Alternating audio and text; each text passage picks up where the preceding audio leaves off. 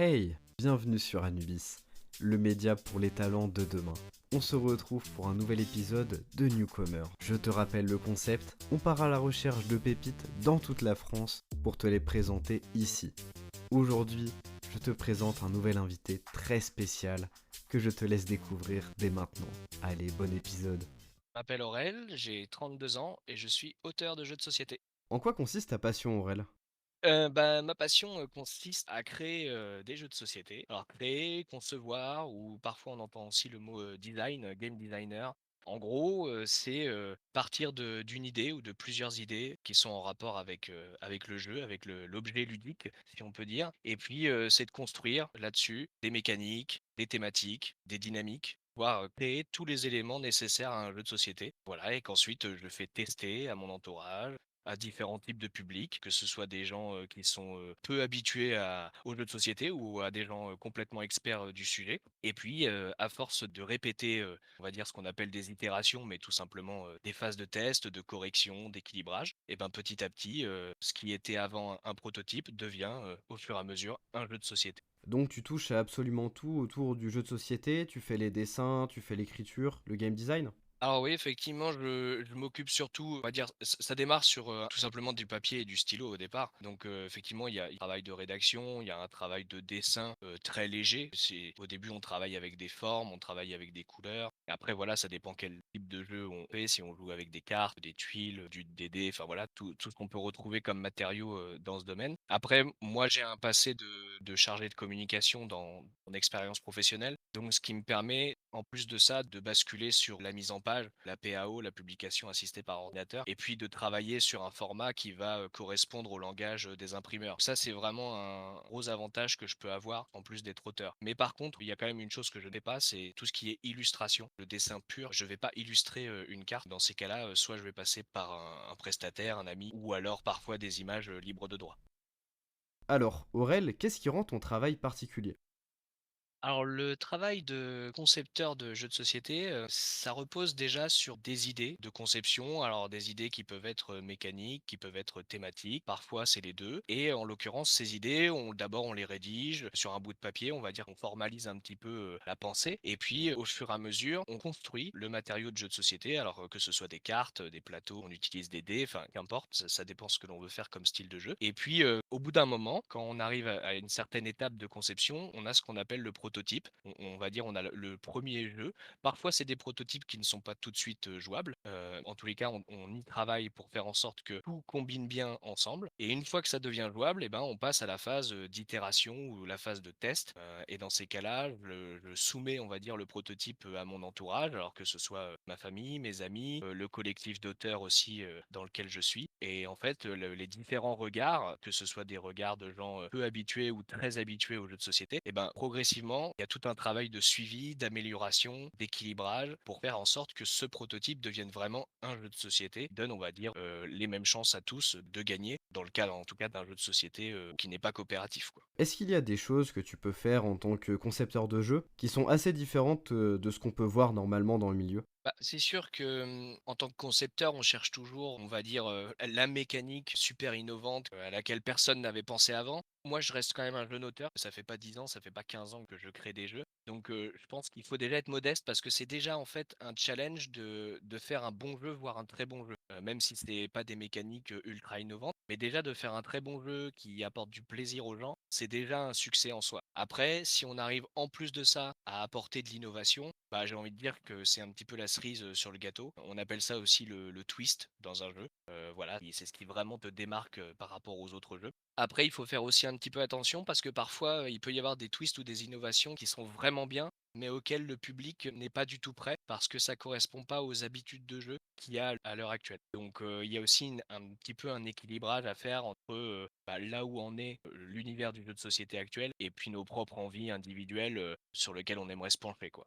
Du coup, on peut dire que tu mises davantage sur l'accessibilité, le fait de faire un jeu qui soit très agréable à jouer. Ah bah ça, c'est une priorité, c'est clair. Je pense que un jeu soit familial, initié ou expert, s'il y a pas de plaisir de jeu, ça serait quand même dommage, quoi. Parce que quand même, on mobilise du temps aux gens qui jouent à notre jeu, à la fois, à la lecture, à la compréhension des règles et puis ensuite du temps de vie, à jouer au jeu. Donc si on n'apporte pas un petit peu de plaisir, aux gens, ça serait quand même dommage. Donc oui, oui, je j'ai à cœur que mon jeu soit accessible. D'une part, que ce soit au maximum compréhensible et puis que voilà, qu'il y ait du fun. Alors, toute autre question, peux-tu nous en dire un peu plus sur tes accomplissements? Depuis que je crée des jeux, je participe à des concours sur différents, festivals de jeux. J'ai notamment, été sélectionné pour, Ludinor, qui est un gros festival de prototypes, à Lille. J'ai également fait, Mondeville, cette année où j'ai d'ailleurs, obtenu le prix de la catégorie expert pour l'un de mes jeux de plateau. Donc ça, c'est pour, mes réalisations, récentes et puis là, je m'apprête à auto-éditer l'un de mes jeux,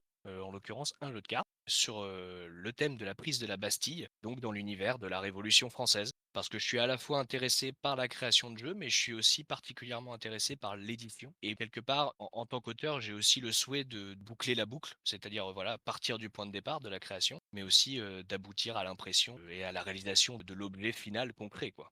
Peux-tu nous rappeler le nom de ce jeu de cartes, quand il va sortir et globalement comment va se passer les prochains mois par rapport à sa distribution, à sa sortie? Alors le jeu s'appellera Bastille, ce sera un jeu de cartes transportable partout. Ce sera un jeu de cartes, mais ce sera vraiment un jeu de société. C'est pas un jeu de pli. Il y aura des règles, il y aura des personnages, il y aura des équipements, il y aura des combinaisons, des combos, il y aura une gestion du timing aussi. Il sera jouable de 2 à 4 joueurs pour des parties d'environ 15 minutes. Et il sera disponible en financement participatif sur la plateforme Ulule du 1er au 31 octobre. Et donc après le 31 octobre, il sera distribué dans des boutiques physiques du coup? Alors non, effectivement, ce sera, une distribution en direct. Je vais, produire les jeux, en Bretagne, en l'occurrence. Moi, j'habite en Normandie, donc je ne pouvais pas faire plus proche. Donc la production aura lieu en novembre, dès que la campagne sera terminée et ensuite je vais recevoir, chez moi, l'intégralité, des jeux produits et je m'occuperai, de la distribution et on va dire l'avantage de partir sur un format, tout petit, qui est celui d'un jeu de cartes, ça rend, on va dire, les livraisons beaucoup plus simples et puis aussi, beaucoup moins cher. En gros, lorsque j'ai pris la décision de me lancer dans cette aventure, je me suis dit: «Si je suis pas capable d'auto-éditer un entre guillemets «un simple jeu de cartes», je pourrais jamais proposer, de moi-même un gros jeu de plateau avec, une grosse boîte». Donc je préfère vraiment y aller étape par étape et puis, commencer, tout en bas, voilà, par modestie, mais aussi pour éviter de prendre, des risques, inutiles. Non, c'est très bien, le fil est vraiment bien construit, car on voit beaucoup de financements participatifs qui tombent parfois à l'eau malgré la très bonne volonté des auteurs, des créateurs, du fait que la chaîne soit un petit peu trop longue, et du coup ils se perdent un peu dedans. Là, c'est très bien que tu mis l'accent sur la fiabilité. Oui, c'est vrai que, ça fait un petit peu rêver le monde du financement participatif parce qu'on se dit: «Ah, j'ai une super idée, il suffit juste que je la propose et puis les gens, vont avoir un engouement, autour de mon projet». Mais c'est vrai que dans les faits, c'est un petit peu plus complexe que ça demande beaucoup de travail. Moi, en tout cas, j'ai pris ma décision il y a 6 mois et donc, je travaille sans relâche en m'étant fixé cette deadline qui est le 1er octobre et en l'occurrence, on va dire que les 3 mois, en amont, il y a toute une communication qui va se faire de manière progressive, à la fois l'annonce, bon, du jeu, des dates, mais il y aura aussi un trailer de lancement qui va apparaître, aux alentours du 26 août et puis ensuite, il y aura aussi des youtubeurs qui sont spécialisés à la fois dans le jeu de société et dans le financement participatif, à qui j'ai envoyé en fait des copies presse, donc ils ont quasiment la version finale du jeu, entre leurs mains et ce que je leur ai proposé, c'est de profiter de l'été pour vraiment prendre le temps de jouer au jeu et qu'ils en fassent un retour critique, plus ou moins objectif ou en tout cas avec une subjectivité, assumée pour que les gens, voilà, sachent vraiment précisément ce que je propose et qu'il y ait à la fois pas d'entourloupe et puis en même temps, qu'il y ait une diffusion, plus large que mon premier cercle. Donc par rapport aux youtubeurs, donc on a compris que tu mettais en place toute une campagne de communication derrière, et donc quel est ton rapport avec les réseaux sociaux? Alors, j'ai fait le choix, de ne pas passer par les réseaux sociaux, entre guillemets «classiques», tels que Facebook, ou Instagram, pour plusieurs raisons. La première, c'est que, voilà, je suis entre guillemets, «inconnu au bataillon», hein, voilà, j'ai pas de nom, j'ai pas une marque déposée, enfin, en l'occurrence, maintenant si, vu que je suis en auto-entreprise.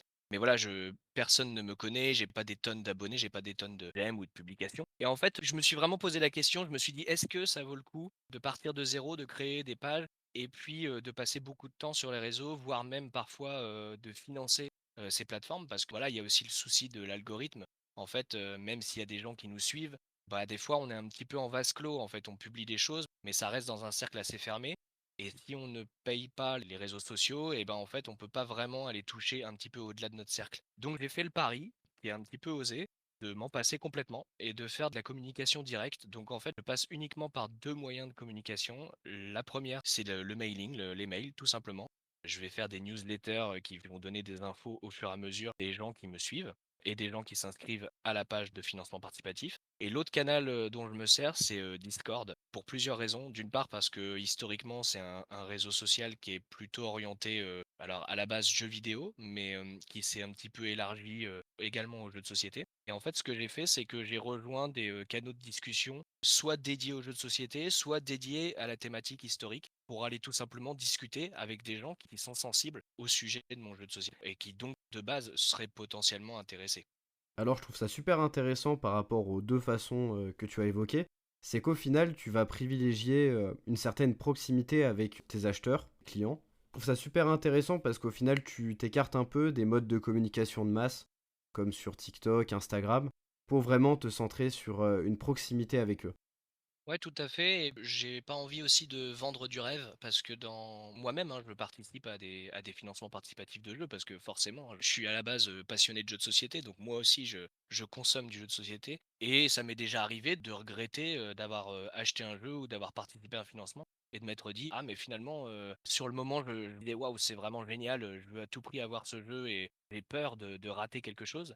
Et puis au final, bah, quand je le reçois, je suis un petit peu déçu parce qu'il y avait vraiment une grosse différence entre mes attentes et puis le jeu réel. Donc effectivement, moi j'ai envie de réduire cette distance au maximum, de vraiment être très transparent à la fois sur le jeu, à la fois sur la manière dont je vais le produire, à la fois sur la démarche que je veux enclencher. Et puis en plus de ça, durant toute la campagne, bon, il y aura des explications sur comment j'ai construit le jeu, comment je l'ai créé. Et puis les gens pourraient également le tester en ligne à la demande, notamment en passant par Discord.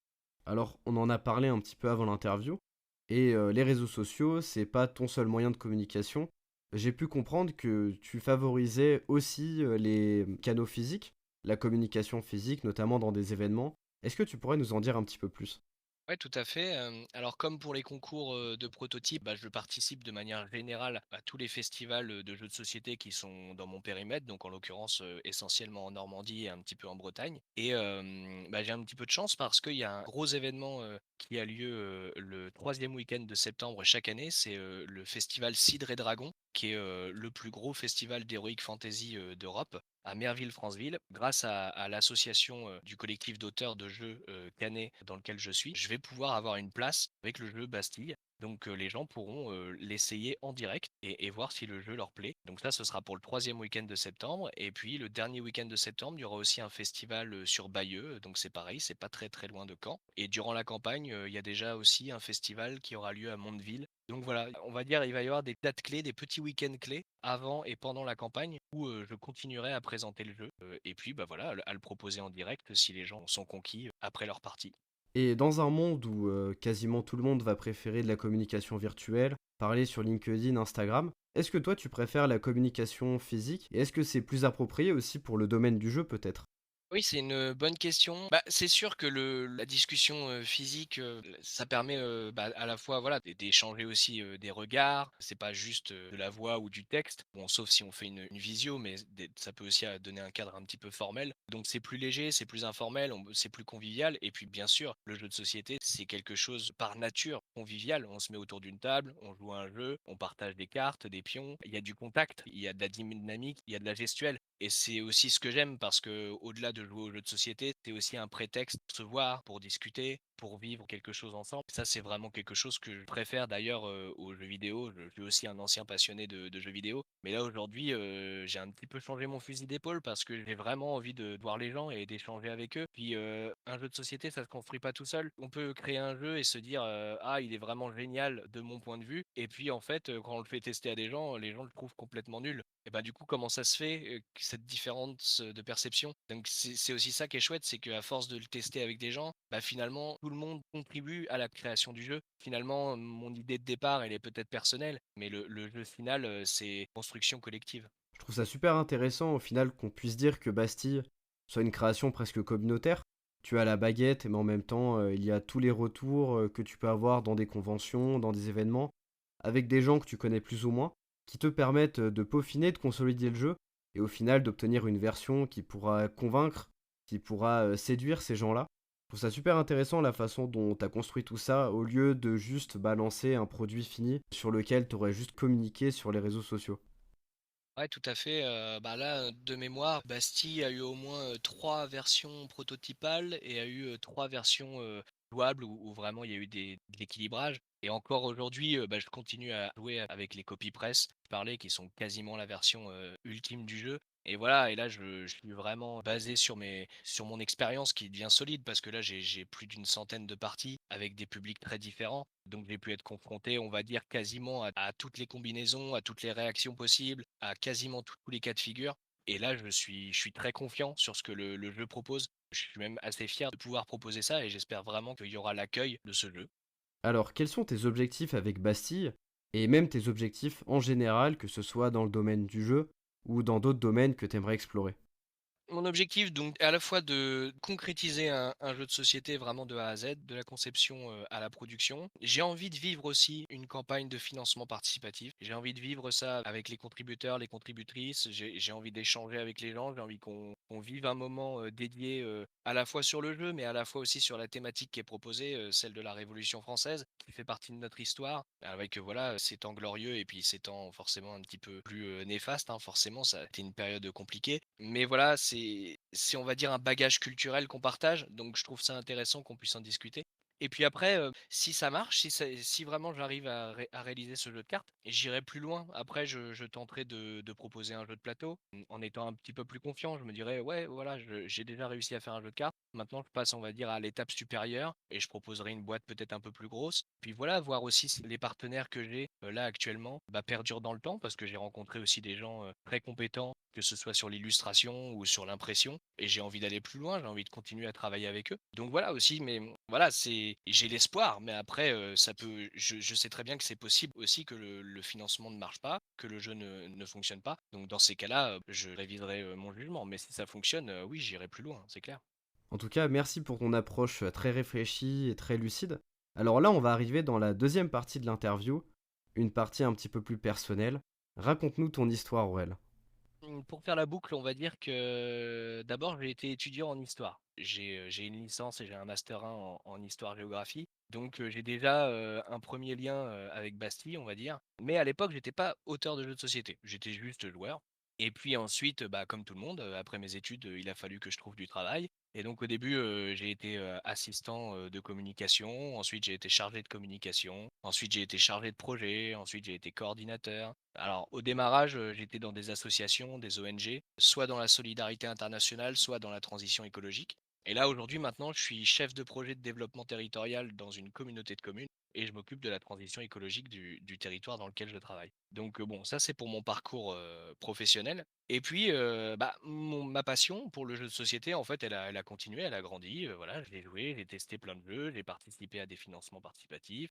Et puis un jour, je me suis dit: «Mais en fait, le jeu de société, même au-delà de jouer, le la conception, m'intrigue» et en fait, bah, j'ai commencé à tester des choses, j'ai lu sur le sujet, j'ai rencontré d'autres auteurs dans des festivals ou dans des collectifs et puis, bah, progressivement, j'ai commencé à créer mes propres jeux, mes premiers prototypes. Je les ai éprouvés aussi, dans des concours. J'ai pu voir, les limites, de ce que je pouvais faire et de ce que je pouvais proposer et puis au fur et à mesure, bah, j'ai amélioré ma pratique, toujours en me sourçant, notamment, via, la Société des auteurs de jeux, de France, qui est un site notamment de ressources sur le sujet, vraiment, vraiment très pratique et voilà et en fait, je me suis rendu compte que c'était vraiment quelque chose qui me passionnait de manière, complète parce que ça touche à la fois, bah, à l'objet ludique, mais il y a aussi un petit peu de psychologie, il y a un petit peu de mathématiques appliquées, notamment, via les probabilités. Il y a du dessin, il y a du design, il y a de l'esthétisme. Enfin, en fait, le jeu de société C'est marrant, c'est vraiment quelque chose, je trouve, où le regard a changé. Avant, il y avait des jeux, on va dire, classiques, traditionnels. Voilà, tout le monde connaît les échecs, tout le monde connaît les Monopoly. Mais là, en fait, aujourd'hui, il y a pléthore de jeux de société et il y en a pour tous les goûts. Il y a des jeux coopératifs, il y a des jeux compétitifs, il y a des jeux de survie, il y a des jeux de cartes, des jeux de plateau, des jeux de dés, il y a du hasard, il y a pas de hasard, il y a un mélange des 2. Enfin, il y a vraiment une palette diversifiée, divers, qui peut convenir à n'importe qui. Et je trouve que c'est vraiment une richesse et ça témoigne de quelque chose sur l'être humain parce que l'être humain a toujours créé des jeux, enfin même à l'époque, de l'Égypte, antique ou même, je sais pas, le Go, en Asie. Enfin voilà, ça témoigne que l'être humain a toujours cherché à peut-être, éviter l'ennui ou combler le vide ou aussi peut-être, se représenter des choses qu'il ne comprend pas ou au contraire qu'il va vivre et qu'il doit préparer. Notamment, bon, je pense un petit peu plus aux jeux de guerre. Mais voilà, on cherche à nourrir, sa réflexion, nourrir sa stratégie et en fait cette croisée des chemins, vraiment je suis tombé dedans et elle me passionne. Je trouve ça en fait très enrichissant, d'un point de vue humain et intellectuel. J'adore la façon dont tu décris tout cela, car cela met un petit peu en perspective le jeu de société, même le jeu en général, comme un art de vivre. Au final, le jeu, il n'est pas si décorrélé de ce qu'on peut vivre au quotidien. On va utiliser les mêmes fonctions cognitives, les mêmes fonctions cérébrales, et donc on peut facilement faire des ponts entre ça. Et les jeux de société, il y en aura forcément une multitude qui conviendront parfaitement à notre cas.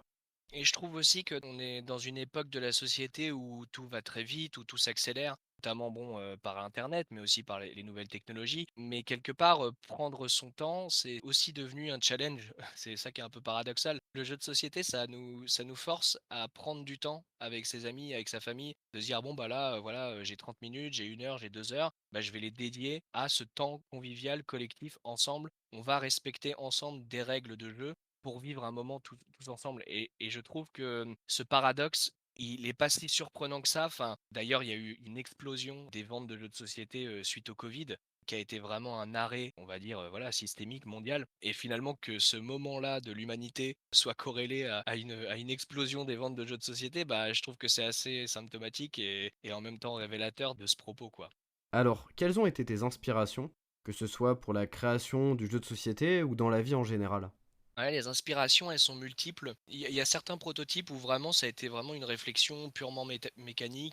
Il y en a une autre, une fois où je sais pas, j'avais une phase à fond sur les vampires, les loups-garous. J'ai fait un jeu qui s'appelait Morsure, que j'ai toujours d'ailleurs en prototype. Ça pourrait être encore travaillé. Mais voilà, les inspirations, elles peuvent être très diverses. Et pour ce qui est de Bastille, ma réflexion de départ, c'était le jeu de cartes traditionnel, le jeu de 52 cartes, voilà, avec les rois, les valets, les dames de cœur, tout ça.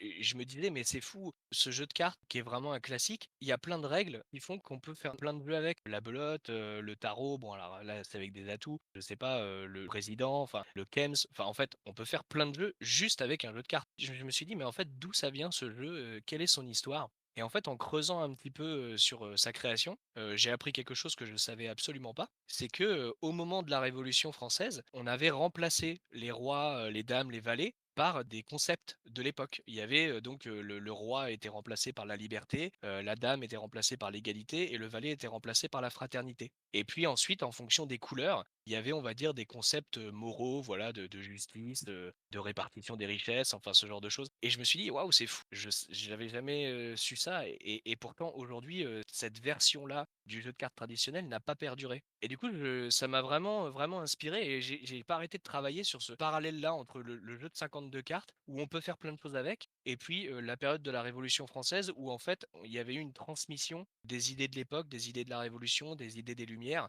au travers de l'objet ludique. Et donc là, bah, j'ai commencé à travailler sur différents prototypes. J'essayais de travailler, voilà, avec ces couleurs, ces chiffres, ces valets, ces figures. Et puis voilà, au fur et à mesure de cette réflexion, eh ben, j'ai réussi à aboutir à ce jeu, plus particulièrement avec ce focus sur la prise de la Bastille.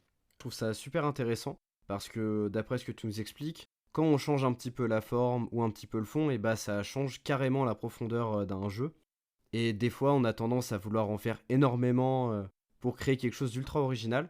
Et toi, tu nous montres bien que des fois, juste en changeant quelques petits paramètres, on peut carrément changer l'ambiance, la façon de jouer et même les messages derrière un jeu. Oui, tout à fait, je dirais que c'est normal, on a envie de créer quelque chose d'original, d'innovant, mais on va dire le premier défi des auteurs de jeux de société ou des autrices, c'est déjà de créer un bon jeu et c'est déjà difficile de créer un bon jeu. En fait, on peut plus facilement créer des mauvais jeux, des mauvaises propositions qui tournent, hein, et puis parfois qui arrivent à la vente, malheureusement, mais déjà créer un bon jeu, c'est déjà une très bonne étape et si alors après on est en plus capable de créer quelque chose que personne n'a fait avant nous, bon bah, bravo, c'est la cerise sur le gâteau. Mais voilà, il faut pas se le cacher, c'est les mécaniques de jeux de société, c'est comme des notes de musique, on se les approprie et puis on crée une nouvelle partition avec. Elles nous appartiennent pas ces mécaniques et c'est pour ça qu'on retrouve, bah voilà, des idées similaires dans certains jeux. Le draft, c'est une idée similaire dans plein de jeux et l'usage d'un dé, on le retrouve dans plein de jeux et pourtant on arrive à faire encore des choses totalement nouvelles juste sur un lancer de dés. Voilà, c'est le premier défi, c'est déjà de faire un bon jeu et puis, un jeu qui soit compréhensible et qui soit fun, qui soit drôle, que les gens s'amusent avec. Quelles sont tes passions en dehors du jeu de société? Bah, c'est marrant, je faisais le parallèle avec les notes de musique, mais à la base, je suis auteur-compositeur de musique et pas de jeux de société. Mais voilà, donc je fais de la musique, je fais de la guitare, du chant et je compose des chansons et pendant très longtemps, je faisais des concerts, voilà, aujourd'hui, je suis père de 2 enfants, en bas âge, donc je peux plus, trop, faire le rocker sur scène, mais peut-être que ça reviendra plus tard. Ah, c'est super intéressant. Est-ce que des fois tu fais des parallèles entre ta vie d'auteur-compositeur et ta vie de concepteur de jeux de société?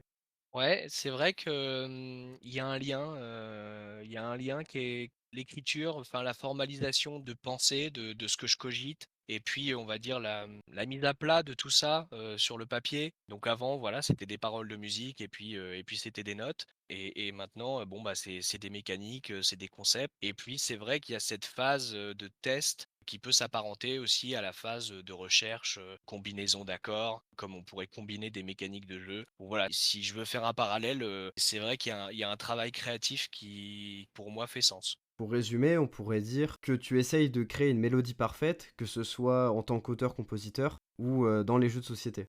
Ouais, pas mieux résumé, ouais. Ouais, c'est exactement ça. Alors on va changer de sujet. Pourrais-tu nous présenter quelques-uns de tes collègues?